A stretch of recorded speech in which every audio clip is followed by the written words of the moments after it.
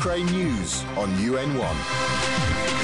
Tatars who left Crimea following its annexation by Russia have commemorated the 70th anniversary of mass deportations of their families by Soviet leader Josef Stalin. The ceremonies were held in Lviv in western Ukraine, hundreds of miles from the Black Sea Peninsula, which the Tatars consider their spiritual home. The Tatars who stayed in Crimea were prevented from marking the anniversary as they had planned because of a ban on mass gatherings on the peninsula, which was announced just days before the sacred date. Tatars in Lviv say they left Crimea because they felt physically threatened by the Russian occupation, but many say they intend to return. I left Crimea in the beginning of March to move my collection of crafts to Ukraine, as well as to flee the physical threat being created and the threat of physical violence that still exists.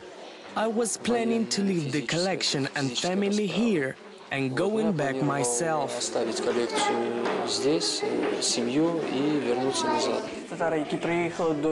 Crimean Tatars who have arrived in Lviv have what you might call a luggage mindset. They are waiting for the opportunity to return to their homeland, which is part of Ukraine. And once it returns to Ukraine, they will go there.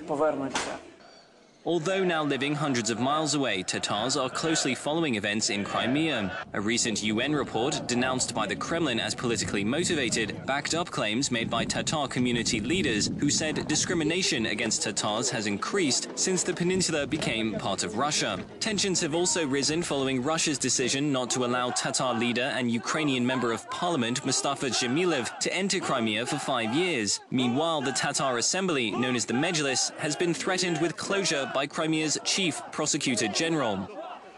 In Lviv, Crimean Tatars are looking to the future. They want their stay in western Ukraine to be a short one and hope that in this weekend's presidential election, Ukraine will choose a leader capable of reversing Russia's annexation of their homeland.